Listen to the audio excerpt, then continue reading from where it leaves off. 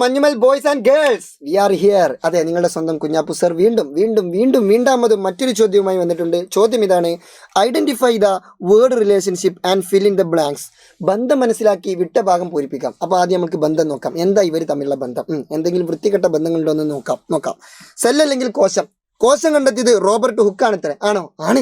കോശം കണ്ടെത്തിയത് ആരാണ്? Robert hook. അപ്പോൾ അവിടെ നിന്ന് പഠിക്കുക. കോശം കണ്ടെത്തിയത് റോബർട്ട് ഹുക്ക്. കോശം ഹുക്ക്. ഓക്കെ. അങ്ങനെയെങ്കിൽ കോശത്തിന്റെ നടുവിലൊരു ഉണ്ടയുണ്ട്. ആ ഉണ്ടയെ വിളിക്കുന്ന പേരാണ് ന്യൂക്ലിയസ് അല്ലെങ്കിൽ മർമ്മം. ഈ ന്യൂക്ലിയസ് കണ്ടെത്തിയത് ആര്? കോശം കണ്ടെത്തിയത് റോബർട്ട് ഹുക്ക്. അങ്ങനെയെങ്കിൽ ന്യൂക്ലിയസ് കണ്ടെത്തിയത് അതാരാണ്? അത് റോബർട്ട് ബ്രൗണ്. ആരാണ്? Robert brown. ഓക്കെ. അപ്പോൾ കോശം കണ്ടെത്തിയത് ഹുക്കാണ്, ന്യൂക്ലിയസ് കണ്ടെത്തിയത് റോബർട്ട് ബ്രൗൺ ആണ്. മറക്കരുത്. ഓക്കെ. ഇതൊക്കെ ഒരു ചോദ്യമാണോ അല്ലേ? ഇതൊക്കെ ഒരു ചോദ്യമാണോ? ആണ്, ഇതൊരു ചോദ്യമാണ്. ഓക്കെ. അങ്ങനെയെങ്കിൽ നമുക്ക് എന്ത് ചെയ്യാം? ബാക്കിയുള്ള ശാസ്ത്രജ്ഞന്മാരെ കുറിച്ച് ഒന്ന് ഡീറ്റെയിൽ ആയിട്ട് പഠിക്കാം. ഇവിടെ ഇപ്പോൾ ന്യൂക്ലിയസ് കണ്ടെത്തിയതല്ല ചോദിച്ചത്. മേ ബി വേണമെങ്കിൽ എന്ത് ചെയ്യാം? സസ്യകോശം കണ്ടെത്തിയ ആളെ ചോദിക്കാം, ജന്തുകോശം കണ്ടെത്തിയ ആളെ ചോദിക്കാം, സെൽ തിയറി കോശ സിദ്ധാന്തം കണ്ടെത്തിയത് ആരാന്ന് ചോദിക്കാം, എന്തും ചോദിക്കാം. അപ്പൊ നമ്മൾ എന്ത് ചെയ്യണം? എല്ലാം പഠിക്കണം. നമ്മളിപ്പോൾ തന്നെ പഠിക്കും. ഒന്നുകൂടെ എൻ്റെ കൂടെ പറഞ്ഞോളൂ. കോശം കണ്ടെത്തിയത് റോബർട്ട് ഹുക്ക്. എന്നാൽ കോശത്തിന്റെ നടുവിലുള്ള ഉണ്ട കണ്ടെത്തിയത് റോബർട്ട് ബ്രൗൺ, അതായത് ന്യൂക്ലിയസ് കണ്ടെത്തിയത്. കോശകേന്ദ്രം കണ്ടെത്തിയത് ആരാണ്? Robert Brown. ആരാണ്? Robert Brown. ഓക്കെ. ഇനി സിമ്പിളായിട്ട് കോശത്തിന് നമുക്ക് രണ്ടായി തിരഞ്ഞെടുക്കാം: സസ്യകോശം, ജന്തുകോശം. Plant cell, animal cell. അതിൽ പ്ലാന്റ് സെല്ല് സസ്യകോശം കണ്ടെത്തിയത് ആരാന്ന് ചോദിച്ചാൽ MJ Schleiden. ആരാണ്? MJ Schleiden ആണ് സസ്യകോശം അല്ലെങ്കിൽ പ്ലാന്റ് സെല്ല് കണ്ടെത്തിയത്. Plant is made up of cells. Plant സസ്യങ്ങൾ കൊണ്ട് ഉണ്ടാക്കിയതാണെന്ന് കണ്ടെത്തിയത് ആരാ?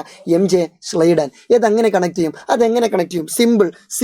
സിമ്പിൾ. എടാ പ്ലാന്റ് സെല്ലിൽ എന്തുണ്ട്? ലായുണ്ട്. പ്ലാന്റ് സെല്ലിൽ എന്തുണ്ട്? ലായുണ്ട്. സ്ലീഡനിലും എന്തുണ്ട്? ലായുണ്ട്. പ്ലാന്റ് സെല്ലിൽ ലായുണ്ട്, സ്ലീഡനിലും ലായുണ്ട്. അപ്പോൾ ലാ.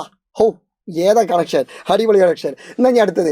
അങ്ങനെയെങ്കിൽ സസ്യകോശമല്ല, ജന്തുകോശം കണ്ടെത്തിയത് ആരാന്ന് ചോദിച്ചാൽ ഷോൺ. എന്താണ് പേര്? ഷോൺ. ഒന്ന് റൊമാൻറ്റിക് ആയിട്ട്, തിയോഡർ ഷോൺ. എന്ത് റൊമാൻസ്. ഓക്കെ. അപ്പോൾ തിയോഡർ ഷോൻ ആണ് എന്ത് കണ്ടെത്തിയത്? ജന്തുകോശം കണ്ടെത്തിയത്. അതെങ്ങനെ കണക്ട് ചെയ്യുമെന്ന് ചോദിച്ചാൽ സിമ്പിൾ, ഒരു പണിയില്ല. ഈ ജന്തുകോശം കണ്ടെത്തിയത് ആരാണ്? ഷോൻ ആണ്. അതുകൊണ്ട് നമ്മൾ അവനെ വിളിക്കും ജന്തു ഷോൻ. എന്താണ് അവൻ്റെ പേര്? ജന്തു ഷോൻ. അപ്പോൾ ജന്തുകോശം കണ്ടെത്തിയത് തിയോഡർ ഷോൻ, അല്ലെങ്കിൽ അനിമൽ സെല്ല് കണ്ടെത്തിയത് തിയോഡർ ഷോൻ. ഇനി ലാസ്റ്റ് ഒരു ചങ്ങായും കൂടി ഉണ്ട്. അതാണ് റുഡോൾഫ് വിർഷോ.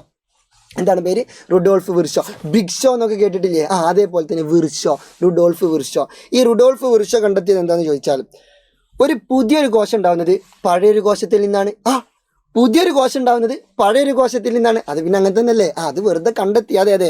നിലവിലുള്ള കോശങ്ങളിൽ നിന്ന് മാത്രമേ പുതിയൊരു കോശം ഉണ്ടാവുകയുള്ളൂ. അതായത് പഴയ കോശത്തിൽ നിന്നേ പുതിയ കോശം ഉണ്ടാവുള്ളൂ. Rudolf Virchow observed dividing cell division ഇങ്ങനെ എന്ത് ചെയ്തു? ഒബ്സർവ് ചെയ്തു. എന്നിട്ട് അവൻ പറയാണ് a new cell arise only from existing cell. അതായത് ഒരു പുതിയ സെല്ല് അറൈസ് ചെയ്യുന്നത് എക്സിസ്റ്റിംഗ് ആയിട്ടുള്ള ഓൾറെഡി ഉള്ള ഒരു ഓൾഡ് സെല്ല് അല്ലെങ്കിൽ പഴയ സെല്ലിൽ നിന്നാണെന്ന് ആര് പറഞ്ഞു?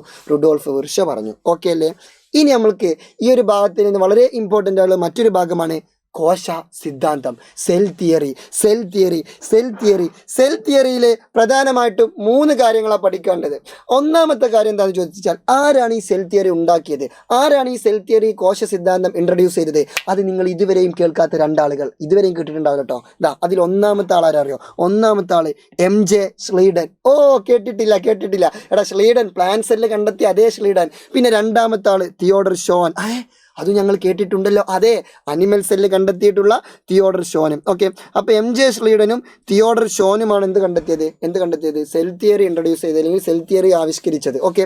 അപ്പോൾ പരീക്ഷയ്ക്ക് മേ ബി ചോദിക്കാം, കോശ സിദ്ധാന്തം സെൽ തിയറി ഇൻട്രൊഡ്യൂസ് ചെയ്തത് ആര്? അപ്പോൾ നിങ്ങൾ പറയണം തിയോഡർ ഷോനും MJ Schleidenനും. ഇനി എന്താണ് ഈ സെൽ തിയറി കൊണ്ട് ഉദ്ദേശിക്കുന്നത് ചോദിച്ചാൽ, പ്രധാനമായിട്ടും 2 പോയിന്റാണ് ഈ MJ Schleidenനും തിയോഡർ ഷോനും പറഞ്ഞത്. അതിൽ ഒന്നാമത്തെ പോയിന്റ് എന്താണെന്ന് അറിയോ? ഒന്നാമത്തെ പോയിന്റ് എന്താണെന്ന് ചോദിച്ചാൽ, the body of all organism is made up of cells. എല്ലാ ജീവശരീരവും, അത് ആനയാവട്ടെ, പട്ടിയാവട്ടെ, പൂച്ചയാവട്ടെ, കഴുതയാവട്ടെ, കുതിരയാവട്ടെ, എന്ത് മണ്ണാങ്കട്ടയാവട്ടെ, ലോകത്തുള്ള എല്ലാ ജീവികളുടെയും ശരീരം സെല്ല് കൊണ്ടാണ് ഉണ്ടാക്കിയിട്ടുള്ളത്. അതെ, the body of all organism is made up of cells. ലോകത്തിലുള്ള എല്ലാ ജീവികളുടെയും ശരീരം കോശത്താൽ നിർമ്മിതമാണ്. അതുകൊണ്ട് തന്നെ cells are the structural and functional unit of an organism. ഏതൊരു ജീവിയുടെയും ഘടനാപരവും ജീവധർമ്മപരവുമായിട്ടുള്ള അടിസ്ഥാന ഘടകമായിരിക്കും എന്ത്? കോശം. സിമ്പിളല്ലേ? ഈ 2 പോയിന്റാണ് ആര് പറഞ്ഞത്? കോശ സിദ്ധാന്തത്തിലൂടെ MJ സ്ലീഡനും തിയോഡർ ഷോനും പറഞ്ഞത്. അതായത് ഇത്രയേ ഉള്ളൂ. ഇപ്പോൾ ഫോർ എക്സാമ്പിൾ, ഒരുപാട് മാങ്ങകൾ കൂടിച്ചേർന്നതാണ് മാങ്ങാക്കൊല, അല്ലെങ്കിൽ ഒരുപാട് തേങ്ങകൾ കൂടിച്ചേർന്നതാണ് തേങ്ങാക്കൊല. അപ്പോൾ തേങ്ങാക്കൊലൻ്റെ ബേസിക് യൂണിറ്റ് എന്താണ്? തേങ്ങ. അതേപോലെ തന്നെ ഒരുപാട് കോശങ്ങളാൽ കൂടിച്ചേർന്നതാണ് എന്ത്? ഓരോ ജീവിയുടെയും ശരീരം. അപ്പോൾ ഓരോ ജീവിയുടെയും ശരീരത്തിൻ്റെ ബേസിക് യൂണിറ്റ്, അടിസ്ഥാന ഘടകം എന്തായിരിക്കും? ആ സെല്ലായിരിക്കും, ആ കോശമായിരിക്കും. അത്രേ ഉള്ളൂ. അല്ലാതെ അതിൽ കുറേയൊന്നും ചിന്തിക്കാനൊന്നുമില്ല. സിമ്പിൾ പോയിന്റാണ്. The body of all organism is made up of cells. So the cell is the structural and functional unit of every organism. കഴിഞ്ഞു, പരിപാടി കഴിഞ്ഞു. എന്തൊരു സുഖം. അപ്പോൾ എല്ലാവർക്കും സന്തോഷം നേരുന്നു. പരീക്ഷയ്ക്ക് ഉഷാറായിട്ട് എഴുതാം. വെറുതെ ചുമ്മാ ഒരു ഓൾ ദി ബെസ്റ്റ് കിടക്കട്ടെ. ഓക്കെ, അപ്പോൾ കാണാം. Love you.